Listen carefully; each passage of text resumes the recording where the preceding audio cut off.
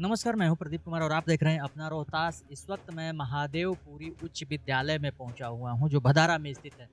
इस विद्यालय में हमको जानकारी है कि 1 साल से इनका कोड जो है वो सरकार ने निलंबित कर दिया था। उसके बाद पुनः कोड इनको मिल चुका है और जिस तरह से इस विद्यालय के इतिहास की बात की जाए तो जिस वक्त हम लोग भी पढ़ाई करते थे तो इस क्षेत्र में 2-3 विद्यालय हुआ करते थे, चाहे नौहट्टा जाइए या फिर महादेवपुरी उच्च विद्यालय भदारा और एक बौलिया हाई स्कूल का नाम आता था। चूँकि ये विद्यालय जो थे वो क्षेत्र में दिखते थे। लेकिन विगत जिस तरह से हर पंचायत में सरकार की मुहिम चली और हर पंचायत में हाई स्कूल विद्यालयों का स्थापना हुआ, उसके बाद कहीं न कहीं सरकार के इस तरह के जो विद्यालय थे, वित्त रहित विद्यालय थे, उन पे निगाह कम हुआ और उसके बाद सरकार की अलग-अलग पॉलिसी आई, जिसके कारण 1 साल से इनका निलंबन हो चुका था। लेकिन पुनः सरकार की ध्यान इन विद्यालयों पे और आई और शिक्षा के प्रति जिस तरह से प्राइवेट विद्यालय हुआ करते हैं, तो कहीं न कहीं वो ज़्यादा सजग होते हैं। ये मानना हमारा ही नहीं,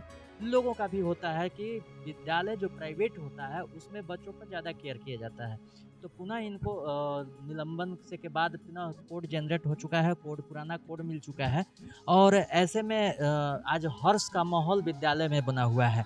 यहाँ के प्रधानाध्यापक हैं, हम चलते हैं और जानते हैं कि कोड उनको मिला, किस तरह की परेशानियाँ बीच में झेलनी पड़ी और जो महादेवपुरी उच्च विद्यालय है, उससे जुड़ी हुई कुछ इतिहास पे भी हम चर्चा करेंगे। तो चलिए हम चलते हैं विद्यालय के प्रधानाध्यापक के पास। नमस्कार मैम, स्वागत है। चूँकि आपको दोबारा कोड जनरेट हुआ, कोड मिल चुका है, क्या कहना चाहिएगा? हाँ, खुशी की बात है और हम आभार प्रकट करते हैं नीतीश कुमार जी का और हमारे जो प्रांतीय संयोजक हैं बिहार माध्यमिक शिक्षक शिक्षकेतर सब कर्मचारी संघ के, उन्होंने बड़ी मेहनत की हमारे लिए और न्यायालय का भी कि उन्होंने हमारे हक में फैसला सुनाया। हमारे 641 विद्यालयों का निलंबन हुआ था, जो अब वापस आ चुका है, क्योंकि जिस आधार पर निलंबन किया गया था वो आधार ही गलत था।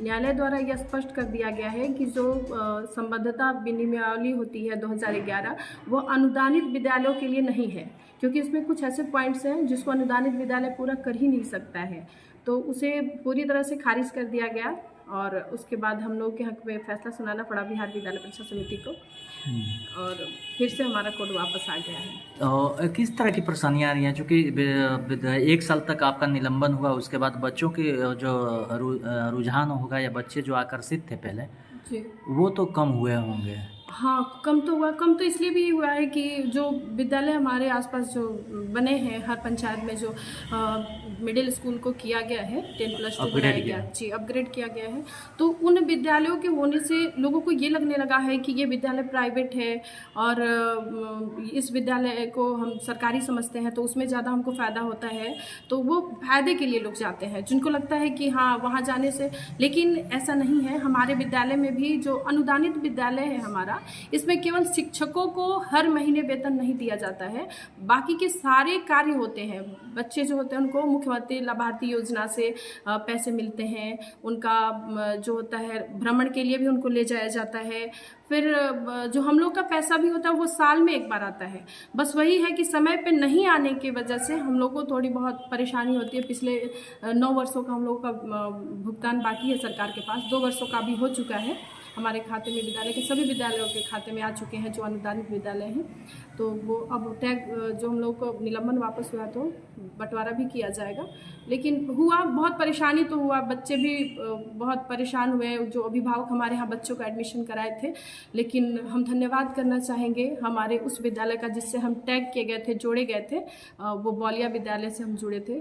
तो वहाँ के जो शिक्षक थे, जो प्रधानाध्यापक थे, वो उन्होंने मेरा बहुत सहयोग किया। हम उनका धन्यवाद करना चाहते हैं कि मुझे कभी लगा ही नहीं कि हम अपने विद्यालय से काम नहीं कर रहे हैं। उन्होंने मेरा बहुत सहयोग किया है और वहाँ के जो कंप्यूटर टीचर थे रंजीत कुमार सर, वहाँ के जो प्रधानाध्यापक सुमेर सर, तिवारी सर और सारे सर हमारा बहुत सहयोग करते थे, कभी लगता ही नहीं था। मैम, जब हम लोग पढ़ाई करते थे तो इस क्षेत्र में 3 विद्यालय, चूँकि बौलिया, महादेवपुरी, भदारा उच्च विद्यालय भदारा और नौहट्टा विद्यालय हुआ करते था, हाई स्कूल की बात की जाए तो।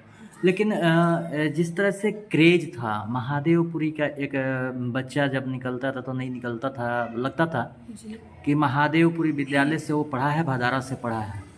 आज हर पंचायत में विद्यालय हो गए, लेकिन वो शिक्षा नहीं संभव हो पा रही है जो जितना मिलना चाहिए। जी। क्या कहना चाहेंगे? तो ये इसलिए हो पाया है कि लोग समझ नहीं पा रहे हैं, है ना। दूसरे अभिभावक जो है वो बस उनको ये लगता है कि हम बच्चे को पढ़ा रहे हैं, सरकारी पैसा पाना मेरा हक है, इसलिए अपने बच्चे को सरकारी विद्यालय में भेज देते हैं। पढ़ाई अभी भी होती है, हमारा बच्चा अभी भी 92 पॉइंट कुछ स्कोर किया है अभी भी हमारे विद्यालय से।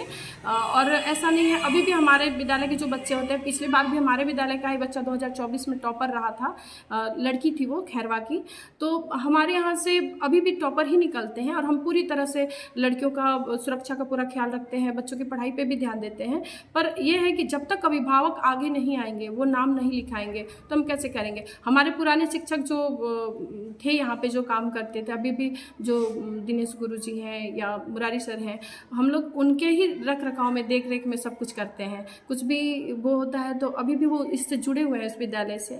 तो ऐसा नहीं है कि विद्यालय का संचालन वही लोग कर रहे हैं, उनके हिसाब से ही होता है।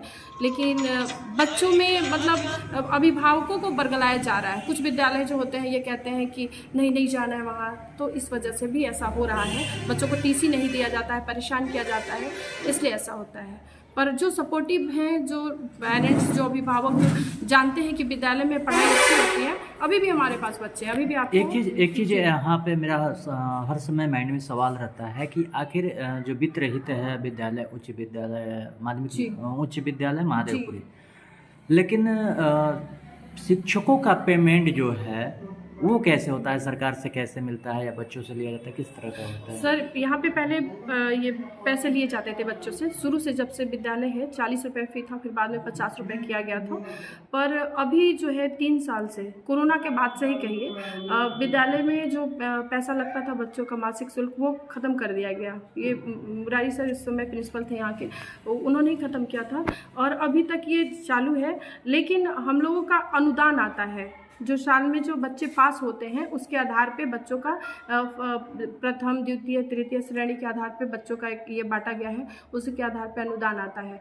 पर यानी कि उस अनुदान को पाने के लिए आप लोग और जी तोड़ मेहनत करते हैं कि मेरे बच्चे मेरा जितना ज़्यादा अच्छा रिजल्ट होगा, हम उतना अच्छा हमको पैसा मिलेगा, तो हम काम क्यों नहीं करना चाहेंगे, बताइए। हमारे यहाँ जितने भी शिक्षक हैं, अधिकतर शिक्षक आपको पीजी ही करके आए हैं और सारे शिक्षक ये हैं।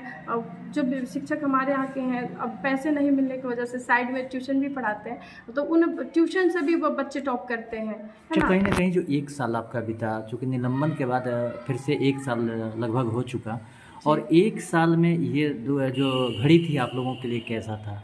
हाँ, सारे शिक्षकों का हौसला टूट रहा था। कितने लोग आना बंद कर दिए थे विद्यालय, पर जिद तो जिद है।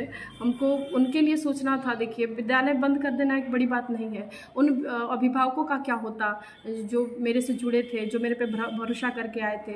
निलंबन के बाद भी बच्चे हमारे यहाँ एडमिशन के लिए आए थे और हमने लिया था, तो वो सारे अभिभावकों को हमें परेशान होते नहीं देखना था। और इस दौरान हमारे जो पुराने शिक्षक थे वो हमको लगातार ये हौसला देते रहे कि टूटो मत, टूटना नहीं है। और जो मेरे सहायक शिक्षक हैं नागदेव सर, ये और शालू नंदा, ये लोग आते रहे, हम लोग का साथ छोड़े नहीं थे। और रवि सर, ये लोग आ रहे थे।